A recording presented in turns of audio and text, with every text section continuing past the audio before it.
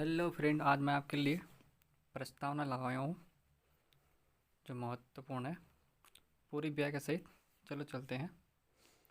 प्रस्तावना संविधान के लिए एक परिचय के रूप में कार्य करती है और 1976 में 42वें संविधान संशोधन अधिनियम द्वारा इसमें संशोधन किया गया था कि इसमें नए 3 शब्द जोड़े गए थे। समाजवादी, धर्मनिरपेक्ष और अखंडता को जोड़ा गया था। संविधान की प्रस्तावना का निर्माण भारत को एक संप्रभु, समाजवादी, धर्मनिरपेक्ष और लोकतांत्रिक गणराज्य करने के लिए किया गया था। यह भारत के सभी नागरिकों के लिए न्याय, स्वतंत्रता, समानता को सुरक्षित करती है और लोगों के बीच भाईचारे को बढ़ावा देती है। प्रस्तावना उद्देश्य का संविधान के आदर्शों और उद्देश्यों और आकांक्षाओं संक्षिप्त रूप में है। अमेरिका संविधान प्रथम संविधान है जिसमें उद्देश्य का सम्मिलित है। भारत के संविधान का उद्देश्य का जवाहरलाल नेहरू द्वारा संविधान सभा में प्रस्तुत उद्देश्य का प्रस्ताव पर आधारित है। उद्देश्य का 42वें संविधान संशोधन 1976 द्वारा संविधान संशोधित की गई थी। इस संशोधन द्वारा समाजवादी और पंथ निरपेक्ष और अखंडता को सम्मिलित किया गया था। प्रमुख संविधान विशेषज्ञ N.E. पालकीवाल ने प्रस्तावना को संविधान का परिचय पत्र कहा था।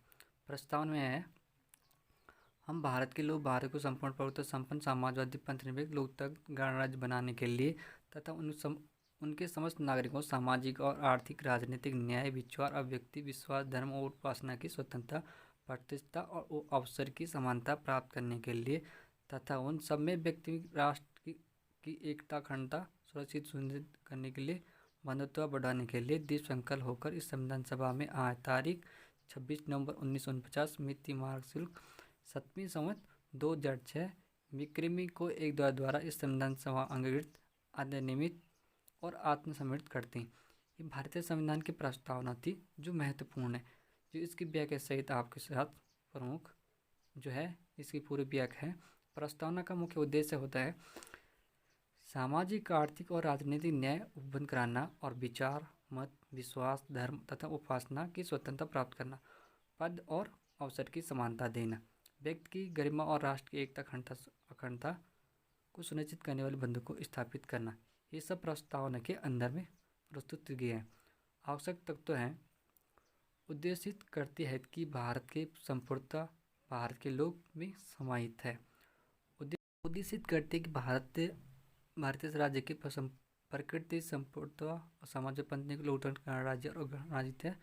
उद्देशित करती है कि भारत के लोग व उद्देश्य न्याय, स्वतंत्रता, समानता प्राप्त करना तथा बंधुत्व की भावना का विकास करना है। उद्देशित करते कि भारत का संविधान 26 नवंबर 1949 को अंगीकृत, अधिनियमित, आत्मप्रतिष्ठित और किया गया था। इसकी परिभाषा किया गया जो है इस प्रकार है। प्रस्तावना की पूरी इस प्रकार से है। जो आपने ऊपर प्रस्तावना पढ़ी थी उसका पूरा भाव व्याख्या सहित है। शुरू में जो हम भारत के लोग प्रस्तावना में लिखा जाए, हम भारत के लोग संपूर्ण भारतीय राज्य व्यवस्था का मूल आधार हैं। इन शब्दों का महत्व इस अर्थ में है कि अपने संपूर्ण इतिहास में पहली बार भारत के लोग इस स्थिति में हैं कि अपने भाग्य का निर्माण कराने का निर्णय स्वयं कर सकते हैं। दूसरा यह शब्दावली भारत के समाज के अंतिम व्यक्ति की इच्छा का प्रतिनिधित्व करती है कि हमारे भारत की उसकी व्यवस्था का स्वरूप क्या है।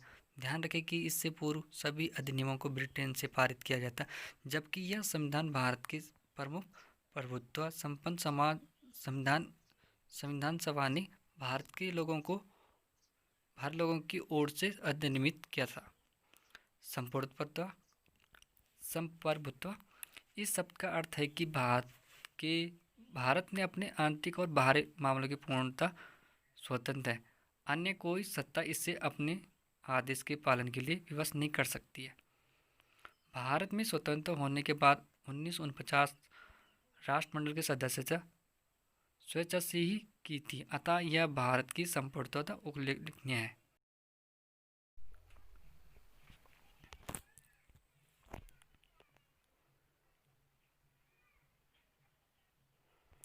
दूसरा, समाजवादी।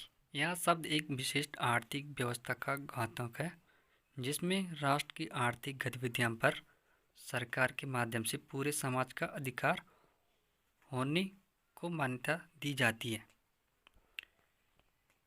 नेक्स्ट पॉइंट है, यह पूंजी तथा व्यक्तिगत पूंजी पर आधारित आर्थिक व्यवस्था पूंजीवाद के विपरीत संकल्पना है। नेक्स्ट पॉइंट है, 42वें संविधान संशोधन द्वारा शामिल किए जाने से पूर्व यह नीति निर्देशक तत्वों के माध्यम से संविधान में शामिल था। समाजवादी शब्द को उच्चशिक्षा में शामिल करना हमारे राष्ट्र आंदोलन का उच्चशिक्षा के अनुरूप है। नेक्स्ट मेन पॉइंट है, पंथ निरपेक्षता। यह शब्द घोषित करता है कि भारत एक राष्ट्र के रूप में किसी धर्म विदेश विशेष को मान्यता नहीं देता है। इससे यह घोषित होता है कि भारत सभी धर्मों को आदर समान रूप से करता है। सभी नागरिकों को अपने व्यक्तिगत विश्वास, आस्था और धर्म का पालन, संरक्षण और संवर्धन करने के लिए स्वतंत्र है। यह शब्द 42वें संविधान संशोधन द्वारा उच्चशिक्षा में शामिल किया गया है। यद्यपि पंथ निरपेक्षता के मूल तत्व संविधान के अनुच्छेद 25 से 28 में सम्मिलित है। लोकतंत्रात्मक, यह अत्यंत व्यापक और अर्थों वाली शब्दावली है जिसमें ध्वनि तो होता है कि आम आदमी की आवाज़ महत्वपूर्ण है। शासन प्रणाली हो या समाज व्यवस्था, सभी क्षेत्रों में लोकतंत्र की स्थापना के उद्देश्य का तात्पर्य घोषित करता है कि हम सभी समान हैं तथा क्योंकि हम मनुष्य हैं इसलिए अपने वर्तमान और भविष्य के उद्देश्य नीतियों को तय करना हम सबका समान अधिकार है। उच्चशिक्षा में प्रयुक्त लोकतांत्रिक शब्द का भारत को लोकतंत्रात्मक प्रणाली का राष्ट्र घोषित करता है। भारत ने अप्रत्यक्ष लोकतंत्रात्मक के अंतर्गत संसदीय प्रणाली को अपने ऐतिहासिक अनुभवों के आधार पर चुना है। गणराज्य शब्द का तात्पर्य है कि राष्ट्र का प्रमुख या अप्रत्यक्ष नियम अंतराल पर नियमित कार्यकाल के लिए चुना जाता है। ब्रिटेन में वंशानुगत आधार पर राजा या रानी का प्रतिनिधित्व करते हैं, जबकि शासन की बागडोर प्रधानमंत्री के हाथों में होती है। भारत में गणतंत्र व्यवस्था के अंतर्गत राष्ट्र और शासन का प्रमुख एक ही पदाधिकारी राष्ट्रपति होता है। मेन आता है इसमें सामाजिक, आर्थिक और राजनीतिक न्याय। उच्चशिक्षा है भारत के नागरिकों को आर्थिक, सामाजिक, राजनीतिक न्याय प्राप्त करने के उच्चशिक्षा की घोषणा करती है। न्याय का सामान्य अर्थ होता है कि भेदभाव की समाप्ति, राजनीतिक न्याय, साहित्य, आर्थिक और सामाजिक न्याय के उद्देश्य को प्राप्त करने के लिए नीति निर्देशक तत्व भाग 4 मूल अधिकारों का भाग 3 विभिन्न प्रावधान किए गए हैं। सामाजिक और राजनीतिक न्याय का लक्ष्य 1917 की रूसी क्रांति से प्रेरित है। इसमें दूसरा फर्स्ट पॉइंट है जो विचार, अभिव्यक्ति, विश्वास और धर्म उपासना की स्वतंत्रता। इसकी व्याख्या है, इस शब्द का नकारात्मक अर्थ होता है कि प्रतिबंधों का अभाव, जबकि सामान्य अर्थ होता है कि व्यक्तिगत विकास हेतु समान अवसरों की उपलब्धता है। उच्चशिक्षा में वर्णित इन शब्दों या आदर्शों की प्राप्ति के लिए संविधान के भाग 3 में मूल अधिकारों के अंतर्गत प्रावधान किया गया। नेक्स्ट पॉइंट आता है इसमें जो प्रतिष्ठा और अवसर की समानता। इस शब्द का अर्थ है कि अतार्किक विशेष अधिकारों की समाप्ति, आगे बढ़ने के समान अवसर तथा मानव होने के आधार पर सभी समान होना। इससे बाधित प्रावधानों का समाधान भाग 3 और भाग 4 में उल्लेखित किया गया। इसमें नेक्स्ट पॉइंट है व्यक्ति की गरिमा, राष्ट्र की एकता, अखंडता और सुनिश्चित करने की बंधुत्व शब्द का राष्ट्र के सभी नागरिकों के बीच भावनात्मक संबंधों को निर्दिष्ट करने का आदर्श प्रस्तुत करता है, जैसे कि परिवार के सदस्यों के बीच में होता है। भावनात्मक एकता का अभाव में ना तो व्यक्ति की सामान्य की रक्षा की जा सकती और ना राष्ट्र की एकता को अखंडता से संरक्षित रह सकती है। अखंड से संविधान स्वतंत्रता, समानता और बंधुत्व, ये फ्रांसिस क्रांति 1889 से प्रभावित है। सर्वोच्च न्यायालय में दृष्टिकोण में संविधान की प्रस्तावना के संविधान के निर्माता के मन की खोज की कुंजी है। इसमें आता 1960 में बेरूबाड़ीवाद में यह प्रश्न निर्णय हेतु सर्वोच्च न्यायालय के समक्ष प्रस्तुत हुआ तो सर्वोच्च न्यायालय ने माना कि यद्यपि उद्देश्य का संविधान के उद्देश्य को यह संज्ञाभूत रूप से है तथा संविधान का निर्माताओं के लक्ष्यों की कुंजी है, लेकिन यह संविधान का भाग नहीं है। 73वें संविधान संशोधन 1973, केशवानंद भारतीवाद 1995, KLIC वाद, सर्वोच्च न्यायालय ने अपनी पूर्व की मान्यता के विपरीत माना है कि उद्देश्य का संविधान का भाग है, क्योंकि संविधान का अन्य क्षेत्रों में वर्णित प्रावधानों की व्याख्या में सहायक है। केशवानंद भारतीवाद में सर्वोच्च न्यायालय ने स्पष्ट कर दिया कि संविधान किसी भी भाग में संविधान का अधिकार है, लेकिन उस भाग में संशोधन नहीं किया जा सकता जो आधारभूत ढांचे से संबंधित है। संविधान सभा ने सभी भागों का अधिनियमित करने का उद्देश्य को संविधान के भाग के रूप में अधिनियमित किया था। उद्देश्य का संविधान का भाग है, परंतु इसे न्यायालय में संवैधानिक प्रस्तुत नहीं किया जा सकता। उद्देश्य का संशोधन योग्य है या नहीं है, संदर्भ में न्यायिक है। अनुच्छेद 368 में संविधान संशोधन की शक्ति और प्रक्रिया निहित है।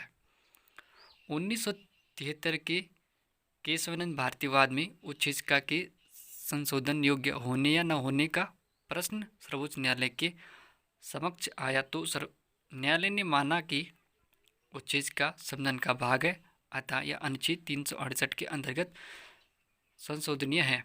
लेकिन एक शर्त रखी गई कि 1968 के अंतर्गत किए गए संशोधन संविधान के मूल तत्वों में कोई परिवर्तन नहीं किया जा सकता, अतः उद्देश्य का संविधान योग्य है या शक्ति है मात्र संसद को प्राप्त है। संविधान के मूल तत्वों का प्रतिबंध के अंतर्गत रखते हुए 1976 में 42वें संविधान संशोधन द्वारा उद्देश्य में समाजवादी पंथ अखंडता सही शब्द जोड़े गए थे। 42वें संविधान संशोधन 1976। उद्देश्य का महत्व है कि संविधान के मूल सामाजिक, आर्थिक और राजनीतिक दर्शन की अभिव्यक्ति है। संविधान निर्माताओं के महान और आदर्श विचारों कुंजी है। सर अलादी कृष्णस्वामी अयंगर के अनुसार उद्देश्य का हमारे स्रोतों और विचारों का प्रतिनिधित्व करती है। के मुंशी ने अनुसार उद्देश्य का हमारे प्रभुत्व संपन्न लोकतंत्रात्मक गणराज्य के जन्म कुंडली है। सर अर्नेस्ट वाकर ने उद्देश्य को अपने सामाजिक राजनीतिक विचार की कुंजी माना तथा पुस्तक principles of the social and political theory में कहा है, थ्योरी है इनकी। संविधान का अन्य तथ्य हैं। संविधान का दार्शनिक आधार पंडित नेहरू का उद्देश्य का प्रस्ताव अमेरिका प्रस्तावना का आधारित है।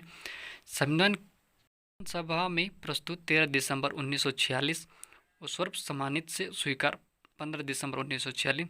संविधान की प्रस्तावना संविधान की आत्मा है।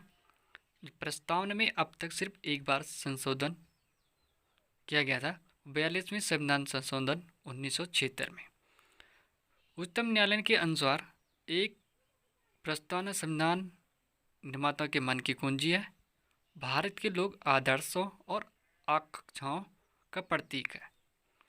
बेरीवाडी मामला 1960 में प्रस्तावना संविधान का हिस्सा नहीं है, लेकिन भारतीय संविधान की कुंजी माना गया। गोलकनाथ वाद 1969 में उच्चतम